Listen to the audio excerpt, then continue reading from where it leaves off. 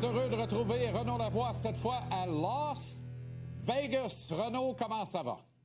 Ça va bien. Thanksgiving, c'est mon moment préféré de l'année, pour être honnête avec toi. Les gens sont tellement gentils. Les gens ont un sourire. C'est calme aux États-Unis. Ça fait du bien, Jean-Charles.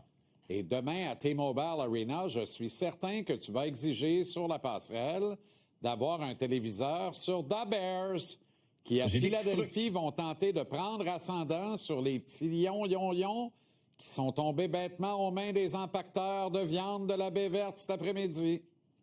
C'est épouvantable. Mais les Lions, ça va mal. Là, on perd à la maison. Là. Ça va très, très mal. Mais c'est pas de mauvaise nouvelle. Ça dépend pour qui. C'est ça. OK. Plusieurs changements demain à prévoir dans l'alignement du Canadien et probablement d'autres avant longtemps avec le fait que Samuel Blais revient dans l'organisation. Quelle belle nouvelle. Oui, exactement. Il fallait le faire absolument du côté des Canadiens de Montréal. C'est ce qu'on a fait. On n'a pas hésité. On s'est dit, on va ramener Samuel Blais dans l'organisation pour amener de la profondeur. On l'a envoyé à Laval, mais on va y revenir dans quelques secondes. Demain, Samuel Montembeault devant le filet des Canadiens. Pourquoi Samuel? Parce qu'on veut lui redonner un match. C'est 2 matchs en 2 après-midi. On dit souvent 2 matchs en 2 soirs, là, mais c'est en 2 après-midi. Puis on veut s'assurer que Jacob Dobèche soit prêt du côté du Colorado. Rappelle-toi, Dobèche, l'an dernier, avait été fumant au mois de janvier, au début du mois de janvier, face à l'Avalanche. Samuel, c'est 1 victoire, 2 défaites, 2 autres en prolongation face aux Golden Knights en carrière avec une moyenne de 3,65, pourcentage d'arrêt de 900. C'est un match qui est très important pour Samuel. Maintenant, c'est aussi un match qui va être très important pour des jeunes qui veulent garder leur place. Je te parlais de Samuel Montembeault. Ben, tu as 3 rappelés là, chez les Canadiens. On va les voir les 3 ensemble, 3 joueurs du Rocket qui, ce matin, étaient sur la glace au même moment. Ça a été un entraînement facultatif. Et on se donne encore du temps pour évaluer surtout les attaquants Florian et Jared Davidson. On veut voir qu'est-ce qu'ils sont encore capables de donner. Ça, c'est évident que c'est ce qu'on tente de voir. Est-ce que Florian a un ascendant, un avantage probablement sur Jared Davidson? Je répondrai à la question oui, présentement. Ouais. Mais si Davidson ne joue pas demain, ben, je peux m'attendre à voir qui, parce que Martin Saint-Louis nous l'a dit. Alex Tessier, tout indique que demain, Alex va faire ses débuts dans l'uniforme des Canadiens de Montréal. C'est pas de mauvaise chose, Jean-Charles, parce que hier, on a vu, là, surtout en 3e, on a coaché pas à peu près. On a décidé de couper le banc avec 10 minutes à faire. Si t'étais pas un vétéran, tu jouais pas. C'est pas compliqué, là. Oui, Adam Ekstrom a fait une présence, là, mais c'est tout.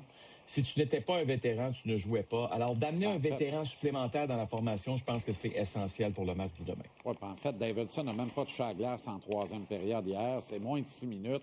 Honnêtement, Renaud, moi, je pense que lui, les carottes sont pas mal cuites.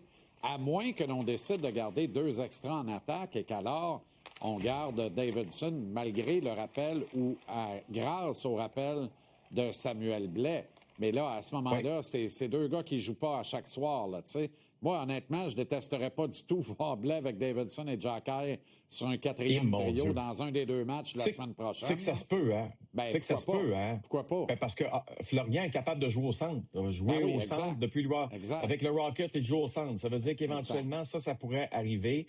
Mais ton point est bon. Puis c'est pour ça qu'on continue l'évaluation, de penser que Samuel Blais reviendra pas avec les Canadiens bientôt. Là, on va se calmer.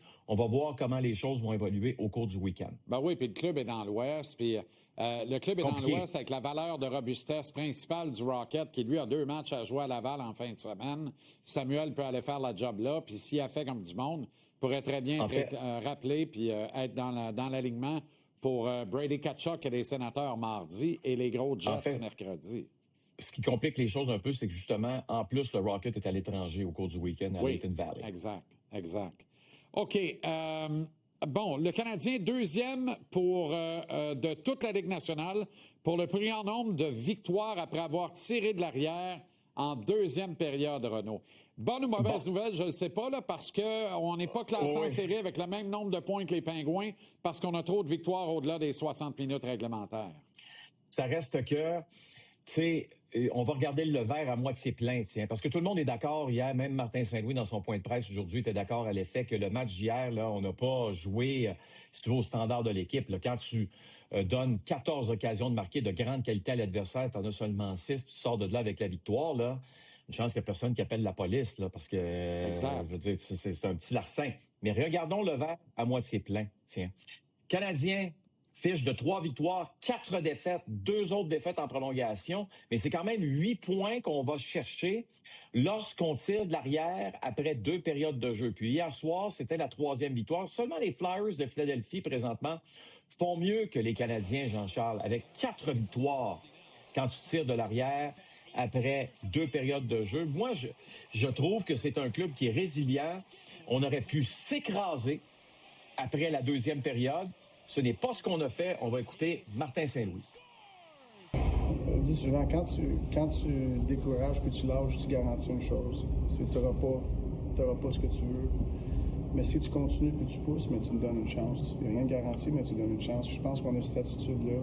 C'est sûr, le match, émotionnellement, il était dur parce que sortir de la 2e, là, on était en plein contrôle, je pense. Cole, il pogne un breakaway. Je pense que ça aurait pu être 3-4-0. Puis on s'est tiré dans le pied un peu. Le standard défensivement, il a baissé complètement. On nous a donné beaucoup d'opportunités. Mais on était quand même juste à un but. Puis on est sorti fort en 3e. On a eu droit à une pas pire crampe au cerveau encore hier soir, Renaud? Écoute, Jean-Charles, là, je comprends que ça fait longtemps que je fais ce métier-là puis je vois des matchs de hockey. Là, mais il y a une évidence. Là. On va aller voir ce qui se passe. Là. Nick Suzuki qui envoie la rondelle, là, un dégagement, il tente de marquer dans un filet désert. Écoute bien, Jean-Charles, là, la rondelle, là, devant le juge de ligne, là, Bevan Mills, là, elle touche le poteau. Écoutez, là, quand une rondelle touche le poteau, on continue de jouer. Ce n'est pas un dégagement refusé. Tu sais, c'est pas la fin du monde, mais ça aurait pu coûter cher. Parce que là, on se retrouve avec une mise en jeu en zone neutre. Le Canadien qui aurait pu récupérer la rondelle là-dessus, marqué. Peu importe ce qui aurait pu arriver. Tu sais, dans la vie, des fois, quand c'est une question d'interprétation, OK, y a-t-il de l'interprétation là-dessus? C'est noir ou blanc? Zorro, noir sur blanc. Comment ça, moi, je sais ça? Puis Bevan Mills, lui, il n'a pas vu ça. Bonne soirée à Vegas. Happy Thanksgiving, Renaud. On se reparle lundi. À demain, Jean-Charles.